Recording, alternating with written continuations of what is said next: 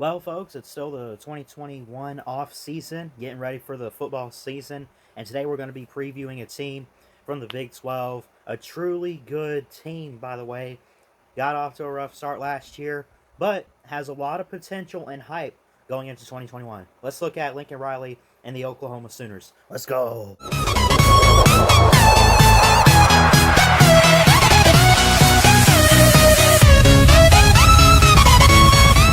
Hey, what's going on, everybody? Christian Ballard here with Ballard Sports Media. Thanks so much for tuning in today and watching. I really do appreciate it. Do me a favor, hit that subscribe button if you are new to the channel. We do baseball, football, basketball. I'm trying to be a future sport. I'm going to be a future sportscaster, and I never know where I'm going to end up.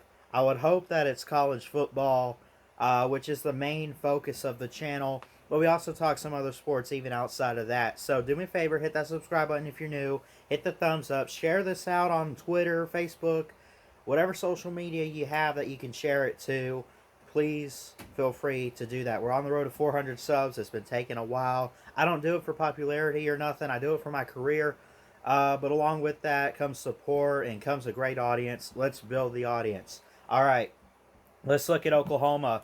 9-2 overall last year, 7-2 in the Big 12, but they started out the season pretty good. Well, I say that the first game of the season came September 12th. Obviously, we know about COVID and conference only, and the SEC started later than anybody else outside of like the Big Ten, who didn't start till October. But the Big 12 was one of the first to start the season, and they started September 12th. Got a good win over Missouri State at home. We expected that, but what we didn't expect was them to take a hit with the bye week early on, which they actually had 4 weeks of that were off due to COVID concerns in the Big 12, whether Oklahoma had it and couldn't play, or their opponent had to reschedule for the next week or so. Anyway, they beat Missouri State handily 48-0. Then they took a bye week September 19th. Then they lost 2 straight to Kansas State at home, who I think beat them in 2019, if I recall. And then they went to Jack Trice in Ames, Iowa. Shout out to my man Jeff Webster. Roll Tide to you. Hope your Cyclones have a good year too. Jack Trice, they go to Ames. They lose 37-30. The next week in the Red River Showdown, Shootout, whatever rivalry name you want to give it, they handily beat Texas in four overtimes. 53-45. Took a bye week at TCU, beat them, beat Texas Tech, beat Kansas, ran the table basically, beat the rival in Oklahoma State. They took a bye week on November 28th. They go and they beat Baylor. They beat West Virginia. Actually, I'm sorry, that game was canceled. They didn't play West Virginia. Then they face Iowa State again, win by 6 in the Big 12 title game, handily. But because of the 2 losses early on, and even if they were late, they picked it back up. But because of those 2 losses, winning the Big 12 didn't get them in the playoffs, unfortunately. But they had a talented freshman, and Spencer Rattler had a heck of a season with them. He's definitely in contention, and it seems like, from what I'm hearing, he could possibly be the number 1 pick in next year's draft. Threw for over 3,000 yards, 28 touchdowns, 7 interceptions. As a freshman last season, a redshirt freshman, that is, technically would have been, if not redshirt, a sophomore, as he did sit behind Jalen Hurts a couple years back. Strong arm. Again, last year, 3,000 yards for him, 67 completion percentage. That's pretty darn good. Overall, for Oklahoma last year, a slow start and sloppy to begin with 2 losses that kept them out of the playoffs. But outside of that, if they didn't have 2 losses and only lost one of those, I guarantee you they get one of the 4 spots. Unfortunately, though, they didn't. But they did win the Big 12, 27-21 over Iowa State, and they made it into a New Year's Six Bowl in the Cotton Bowl against the SEC East champion, the Florida Gators, and Dan Mullen. and they beat them up badly. And Florida, those were Dan Mullen's recruits on that field. That's a preview of what you're going to see in the next couple years, Gators. I'm sorry. But it's also, I think, a big preview of what you could see from Oklahoma going into next year. We'll get into that in a second. But beating Florida handily, 55-20. All right, that being said, let's go ahead and look at 2021. All right, looking at 2021 for Oklahoma. Tough year last year, but this year should be favorable. And I say that the Big 12 is going to be a little bit down. I do like Sarkisian at Texas. That could be very interesting. I know I'm an Alabama fan. I love Sarkisian. Thank you so much, Coach Sark, for what you did to help Mac Jones in the offense. We get all that. Thank you for that. I don't think it's going to be much from him in year one, though, with the Longhorns. But obviously, we will have to see. I think it's a favorable schedule, and it's also just favorable in general because we really don't expect much from the Big 12 altogether. We really don't. I mean, my friend Chess Hall and I talk about, on our show, the Unprofessional Sports Show. Go sub up Chess Hall, by the way, and check out our show Saturdays at 9 p.m. Eastern Standard Time. But we talk about, Florida's going to be terrible this year. Auburn's going to be terrible. Terrible this, terrible that. Couple bad teams in the SEC this year outside of maybe Bama and Georgia, right? And A&M, whatever. Right, talk about the Big 12. I really don't expect much from them. I think it'll be favorable for Oklahoma all the way around. They got it easy to begin with.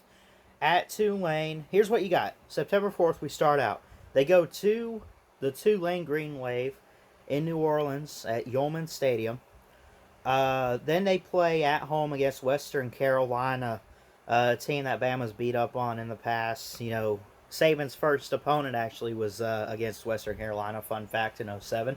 Anyways, back to Oklahoma. So they play Tulane on the road, play Western Carolina, play Nebraska, West Virginia. Then they got to go to Kansas State. Kansas State has given them a couple tough years recently and upset them. Then they got the Red River shootout or showdown, whatever you want to call it, the Red River rivalry with Texas and Sarkisian. Circle that game because Texas honestly could go into that game. Maybe those teams are undefeated because, this comes within the first month of the season. And as you know, the Big 12 at least starts out, looking pretty good, at least to start the season. But then it gets rough once you hit October and November.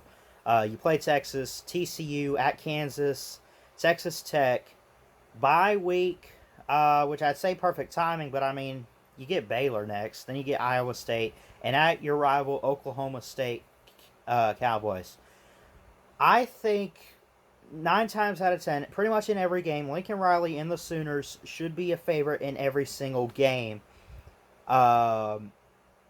Potential upsets. Now, I'll say this too. Nebraska-Oklahoma is on the schedule. This used to be a huge game for the longest time.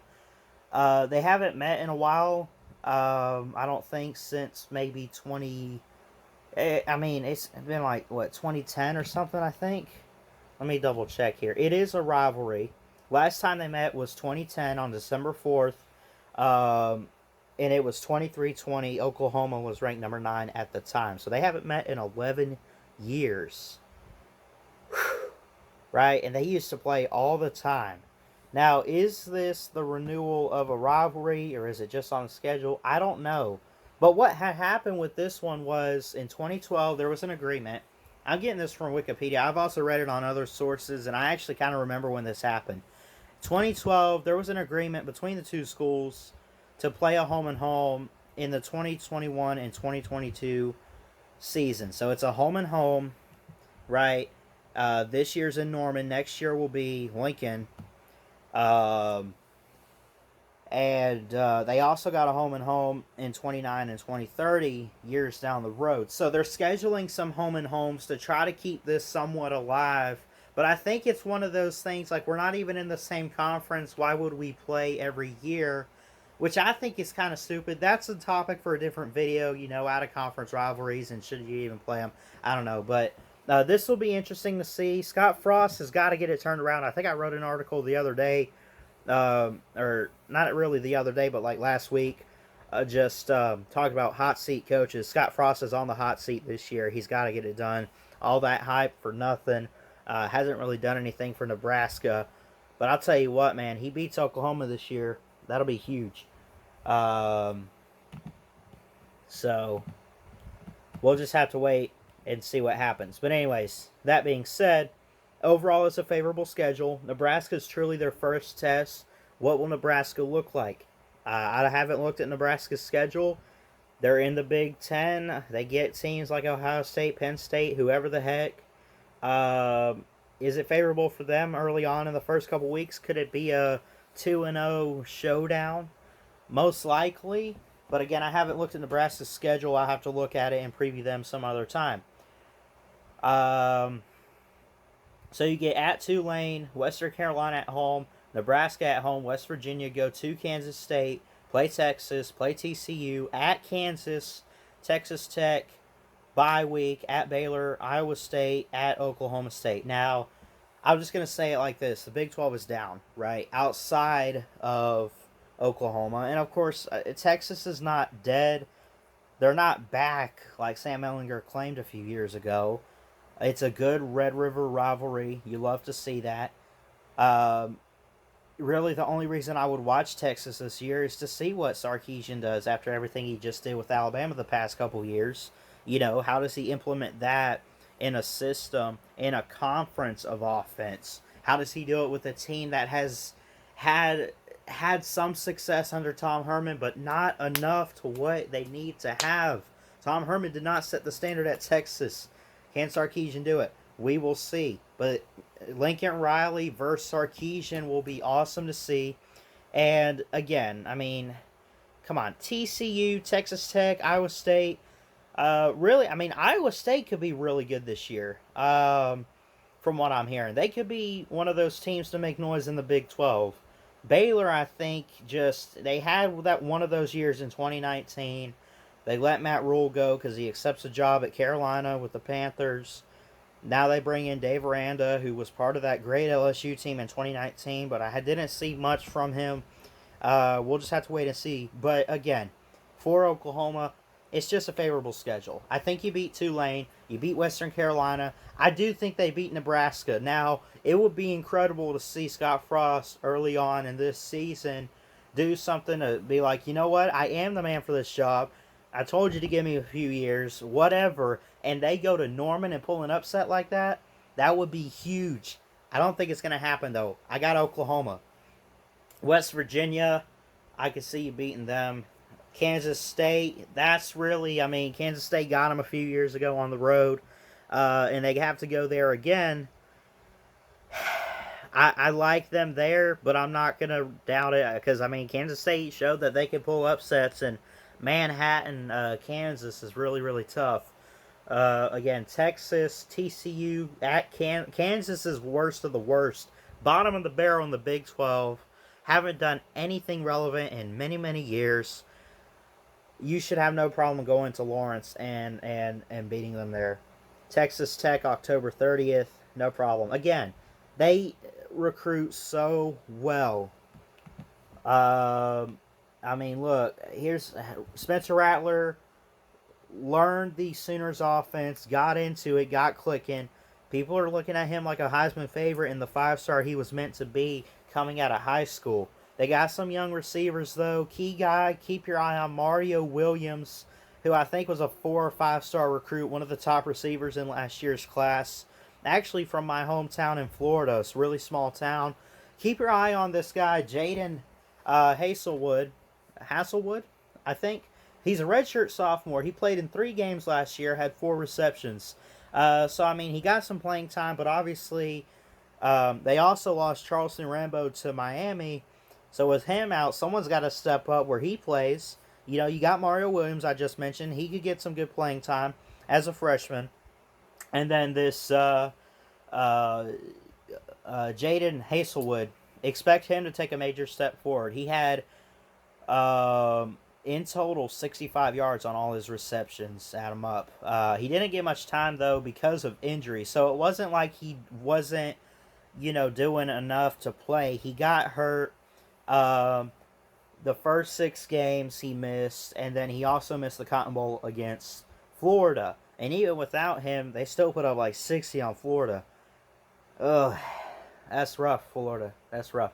But again, like I said, Oklahoma's a top tier favorite. I think they got a great path, easy path to the Big 12 title game. They'll probably 9 times out of 10 beat whoever they play there and run the table and secure a spot the in the college football playoff, right? Now, Lincoln Riley has made the playoffs for 3 straight years, 17, 18, and 19. Missed last year because of 2 losses, but he has yet to win a playoff game. He finally won a bowl game and did something, though, last year, again with the Cotton Bowl against Florida. And Lincoln Riley has a great winning percentage and a great record, 45-8 in 4 seasons. That's not bad. 8 losses in 4 years. You got to think a few of those are in the playoffs too. So I mean, it's not like they have a losing record really against anybody. They own the Big 12. I'm sorry, and they should just run right through it. I'm gonna go ahead and just say this: they should win every game. They're not pulling any upsets. They're gonna be favored. Could there be some trap games? Maybe Oklahoma State, just because it's a rivalry. But outside of that, man, the Big 12 is not going to be all that this year. Maybe Texas could be a trap game. We'll see what Sarkisian does early on and what he gets going with the team. But overall, I'm just going to leave you with this. Oklahoma should be favored.